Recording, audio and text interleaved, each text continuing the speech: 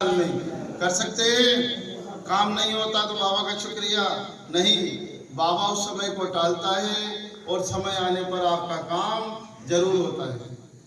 तो समय के पहले और भाग्य से ज्यादा न कभी किसी को मिला है न मिलेगा।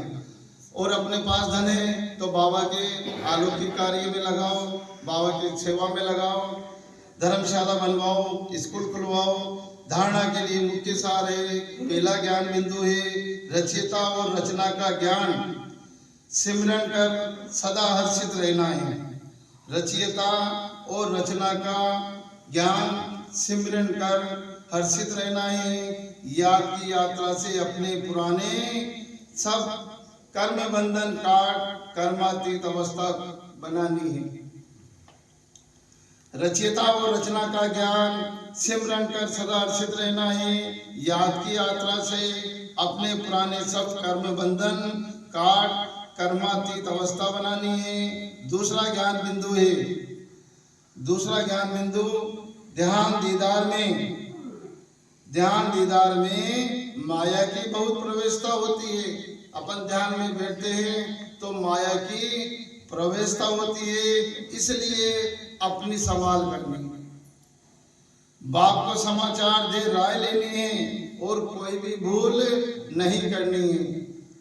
बाप को समाचार दे राय लेनी है, कोई भी भूल नहीं करनी है। कोई बात आपको नहीं आ रही तो बाबा को बता दो, तो बाबा से राय लो तो बाबा आपको बताएंगे। और आज का वरदान है, अपनी शुभ भावना द्वारा निर्बल आत्माओं में बल भरने वाले सदा शक्ति स्वरूप भव। अपनी शुभ भावना द्वारा निर्बल आत्माओं में बल भरने वाले सदा शक्ति स्वरूप भव। सेवाधारी बच्चों की विशेष सेवा है स्वयं शक्ति स्वरूप रहना और सर्व को शक्ति स्वरूप बनाना, अर्थात निर्बल आत्माओं में बल भरना। इसके लिए सदा शुभ भावना और श्रेष्ठ कामना स्वरूप बनो। शुभ भावना का अर्थ यह नहीं किसी में भावना रखते रखते उसके बागवान हो जाओ, यह गलती नहीं करना। शुभ भावना ही बेहद की हो, एक के प्रति विशेष भावना भी नुकसान कारक है। इसलिए बेहद में स्थित हो निर्बल आत्माओं को अपनी प्राप्त हुई शक्तियों के आधार से क्या बनाओ, शक्ति स्वरूप बनाओ। स्लोगन है आज का, अलंकार ब्राह्मण जीवन का श्रृंगार है, इसलिए अलंकारी बनो, अहंकारी नहीं।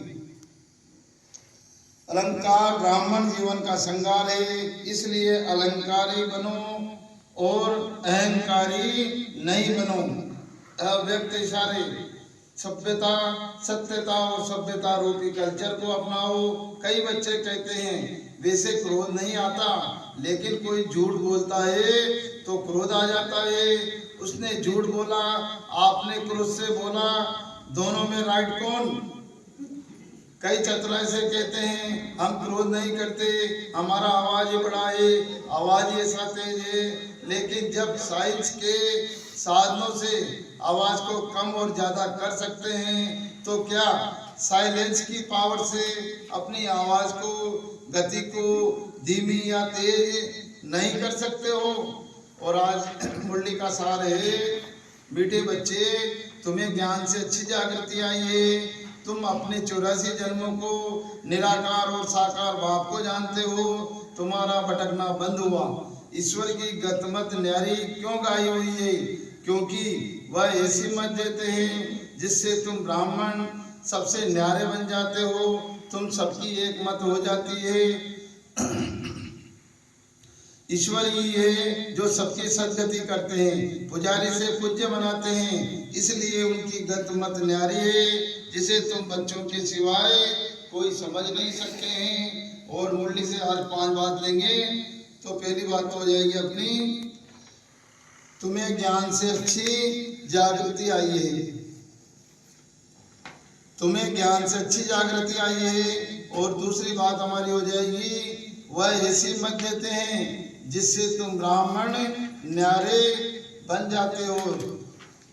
और तीसरी बात हमारी हो जाएगी, रचयिता और रचना का ज्ञान सिमरन कर सदा हर्षित रहना है, खुश रहना है।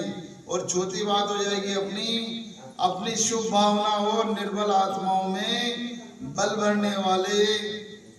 और पांचवी बात हो जाएगी, अलंकार ब्राह्मण जीवन का श्रृंगार है। तो अपनी आज मुरली की 5 बातें हैं। तो पहली बात हो गई, तुम्हें ज्ञान से अच्छी जागृति आई है, तुम अपनी 84 जन्मों को निराकार और साकार भाव को जानते हो। दूसरी बात हो गई, वह ऐसी मत देते हैं जिससे तुम ब्राह्मण सबसे न्यारे बन जाते हो। और तीसरी बात हो गई, अपनी रचयिता और रचना का ज्ञान सिमरन कर सदा हर्षित रहना है। और चौथी बात हो गई, अपनी शुभ भावना द्वारा निर्बल आत्माओं में बल भरने वाले। और पांचवी बात हो जाएगी, अलंकार ब्राह्मण जीवन का श्रृंगार है, इसलिए अहंकार नहीं करना है। और आज है शनिवार का सोमवार है। मैं मास्टर सर्वशक्तिमान हूँ और आज बाबा से संबंध, बाबा बेटी, मैं आत्मा उनकी माँ। और आज का व्रत है व्यर्थ डिस्टर्ब करने वाले बोल से मुक्त, व्यर्थ संकल्प से मुक्त। ओम शांति।